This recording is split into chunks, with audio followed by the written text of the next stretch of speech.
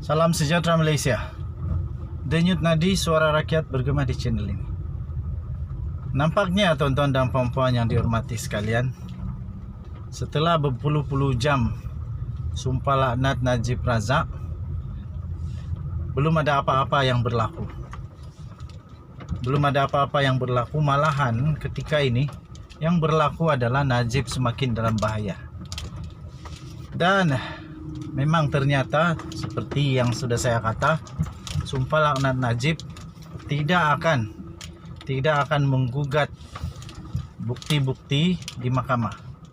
Tidak akan menggugat keputusan mahkamah.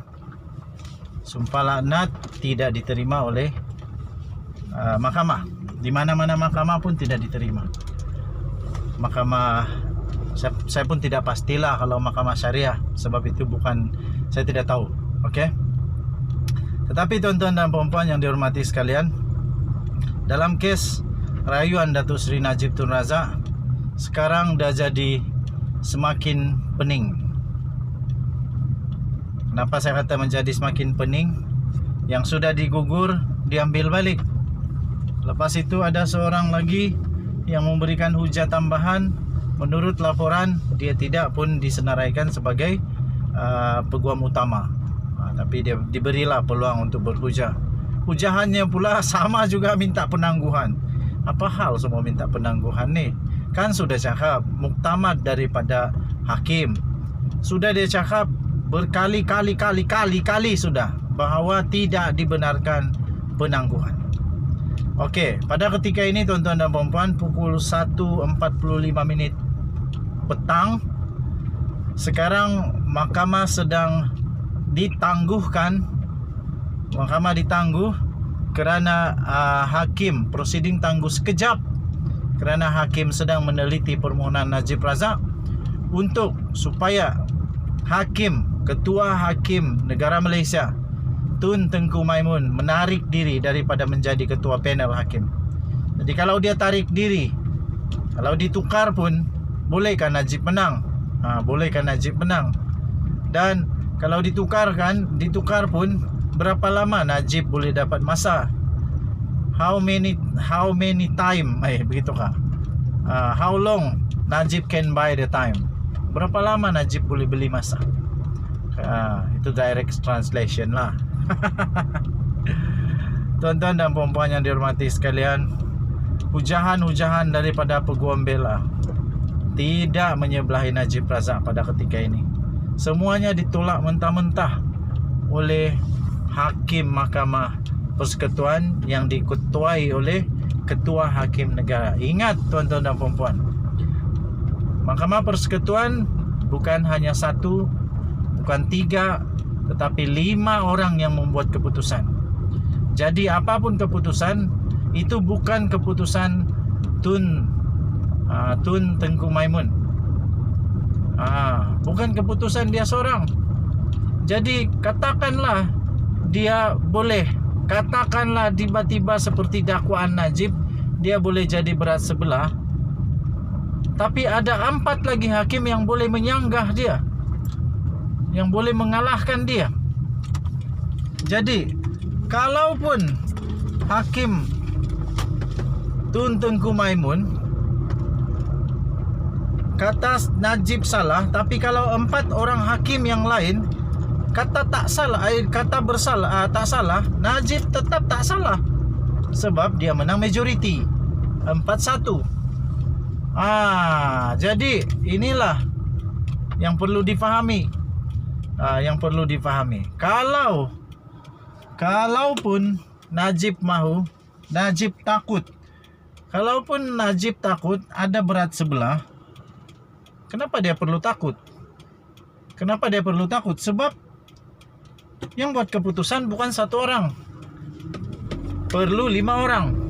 Sebab itu ada nama dia sebulat suara.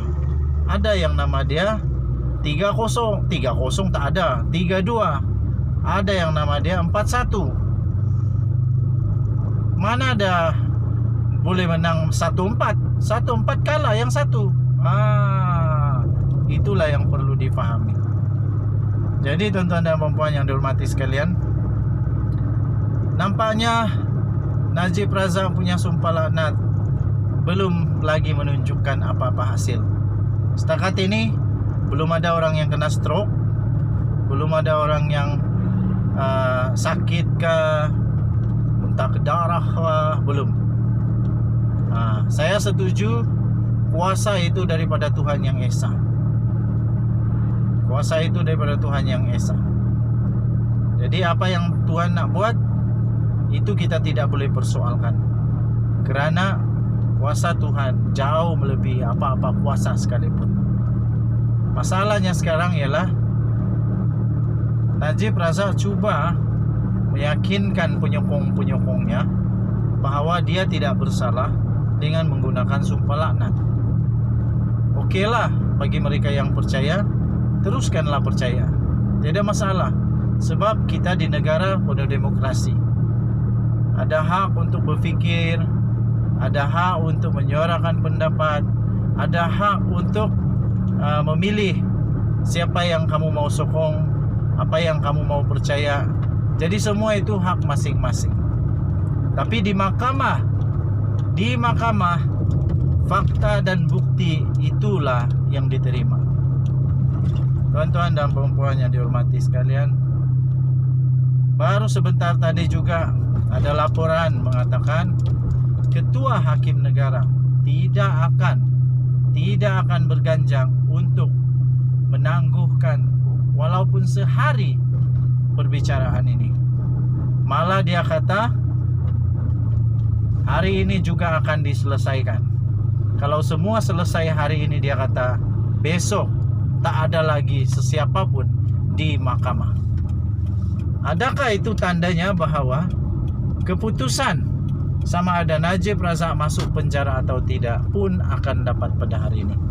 Sekiranya Ketua Hakim Negara tidak menarik diri selepas mendapat counsel, mendapat advice, mendapat pendapat, second opinion dan sebagainya, tengok kepada buku-buku perundangan, lihat kepada perlembagaan dan sebagainya, dan dia tidak perlu menarik diri, tuan-tuan dan puan-puan, kemungkinan besar Najib Razak akan menerima nasib dia hari ini, sama ada dia menang atau tidak.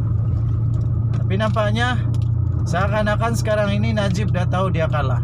Sebab itu dia menggunakan taktik ini. Sebab itu dia menggunakan supaya peguam ditukar, hakim ditukar, maafkan saya, ketua hakim ditukar, dengan harapan mungkin kalau ditukar perspektif berbeza lagi. Dan Nadi Suara Rakyat bergema di channel ini. Kita jumpa lagi, bye bye.